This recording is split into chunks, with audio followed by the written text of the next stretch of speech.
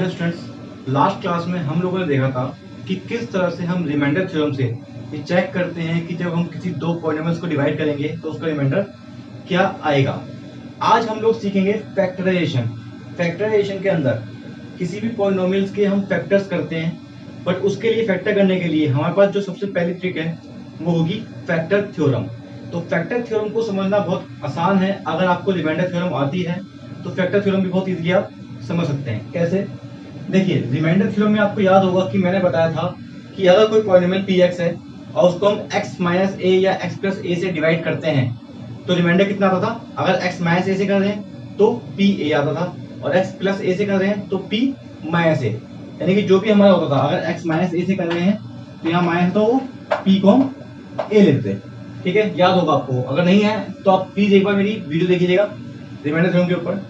अब हम यहाँ बात करते हैं कि अगर फैक्टर थ्योरम के अंदर भी लगभग सेम सही है, if px is a polynomial and a be any real number. अगर px कोई भी पॉलिनोमियल है और a कोई भी एक रियल नंबर है, तो अगर उस a की वैल्यू px में पुट करने पर आंसर जीरो आता है, if pa is equal to zero होता है, तो हम कह सकते हैं कि x minus a is factor of px। For example, suppose px आपको दिया हुआ है x square plus 2x plus 1, ये आपके पास एक px है।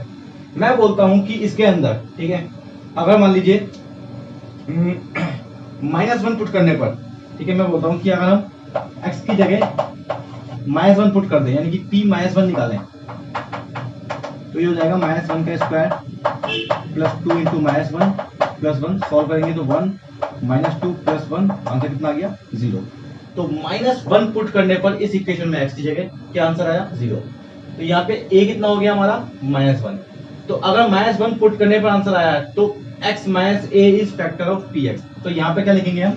सो x माइनस a की जगह क्या था -1, तो -1 माइनस करके क्या बन जाएगा +1। तो x plus 1 is factor of px। तो इसका मतलब ये आ गया कि अगर हम x प्लस 1 से इस इक्वेशन को डिवाइड करेंगे तो ये इक्वेशन पूरी तरह डिवाइड हो जाएगी। फैक्टर कितना आएगा हमारा? x प्लस 1 आएगा। ठीक है, तो उम्मीद करता हूँ आपको समझ में आया होगा कि अगर किसी भी नंबर को इस इक्वेशन में पुट करने पर जीरो आंसर आता है तो उस नंबर का सपोज एक टेक है, समझ लो कि -1 है तो +1 फैक्टर होगा, और यहाँ +1 होता तो -1 फैक्टर होता। ठीक है, अगर मान लीजिए +1 पुट करने पर यहाँ पर जीरो आता तो यहाँ लिखते हैं x minus 1 is factor of px। ठीक है, तो ये हमारी थी फैक्टर थ्योरम। इसी को थोड़ा सा और एक्सप्लेन करते हैं। हम इसका उल्टा देखते हैं कि अब अगर मैं आपको बोलता हूँ, सपोज मैंने आपको बोला कि x minus a is factor of px।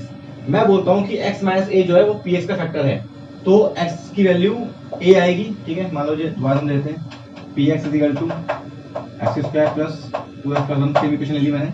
अब मैं बोलता हूं कि x plus 1 is factor of px। मैंने कहा कि ये दिया हुआ है x प्लस 1 जो है इसका फैक्टर है, तो x प्लस 1 फैक्टर है। इसका मतलब क्या हो गया कि x इज इक्वल टू, या फिर हम कह सकते हैं कि x प्लस 1 को 0 के इक्वल कर लो, तो x इक्वल टू कितना आ गया -1। इस -1 का मतलब क्या आ गया कि अगर ये वैल्यू इसमें पुट कर दी जाए, यानी कि p -1 निकालेंगे तो आंसर कितना आएगा वो 0। ये हम चेक कर चुके हैं ऑलरेडी पहले कि यहाँ पे जो भी फैक्टर दिया जाए उसको 0 के इक्वल कर लो, और जो x की वैल्यू आई उसको इसमें पुट कर दो, आंसर कितना आएगा 0। तो ये हमारी थी फैक्टर थ्योरम, जो कहती थी कि अगर फैक्टर दिया गया है तो उससे हम कह सकते हैं कि वो वैल्यू पुट करने पर आंसर कितना आएगा 0। और अगर फैक्टर नहीं दिया गया, कोई नंबर दिया गया कि ये पुट करने में 0 आता है, तो उससे उसका हम फैक्टर फाइंड आउट कर सकते हैं। तो ये हमारी फैक्टर थ्योरम थी। उम्मीद करता हूँ समझ में आया होगा आपको। ठीक है, अब इसी के ऊपर एक क्वेश्चन देखते हैं, एक एग्जांपल देखते हैं किस तरह से। देखिए, सपोज यहाँ पे आपको कहा गया है कि px दिया है x cube plus 3x square plus 5x plus 6, और आपसे पूछा गया है कि चेक करना है कि ये इसका फैक्टर है या नहीं है। तो सिंपल तरीका है फैक्टर चेक करने के लिए कि पुट जिससे आप डिवाइड कर रहे हो उसको 0 के इक्वल कर लो, यानी कि x plus 2 is equal to 0। तो x इज इक्वल टू कितना आ गया -2। अब इसने कहा था कि अगर x माइनस a फैक्टर है तो pa कितना होगा 0। ठीक है, तो x यहाँ पे क्या है x प्लस 2 है, तो मैंने बताया कि यहाँ पे जो भी साइन दिया उसका अपोजिट होगा, +2 है तो -2 आ गया x। ठीक है, अब हम पुट करेंगे क्या, p -2 निकालेंगे। सिंपल रिमाइंडर थ्योरम जैसे ये भी x की वैल्यू निकाली आपने पहले यहाँ से 0 के इक्वल करके, x की वैल्यू आ गई। अब वो इस x की वैल्यू इसमें पुट कर देंगे, तो -2 का क्यूब प्लस 3 -2 का स्क्वायर प्लस 5 -2 प्लस 6, ये कितना हो जाएगा माइनस का 8, 2 टू 4 3 12 -10 और प्लस 6, कितना आ गया ये -18 प्लस 18, इसका आंसर कितना आ गया 0। तो आंसर 0 आ रहा है, दैट मीन्स कि यस x प्लस 2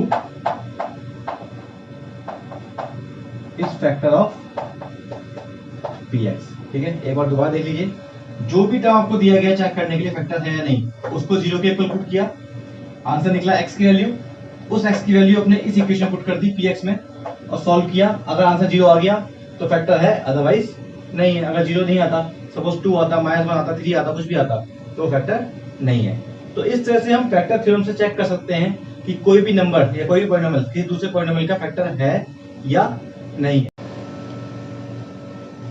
देखिए स्टूडेंट्स, नेक्स्ट क्वेश्चन जो हम फैक्टर थ्योरम की हेल्प से कर सकते हैं वो क्या होगा कि अगर हमें किसी पॉलिनोमियल का कोई फैक्टर दिया गया है और उस पॉलिनोमियल के अंदर कोई नंबर मिस है, जैसे k, तो उस k को हम फाइंड आउट कर सकते हैं by help of factor theorem. कैसे?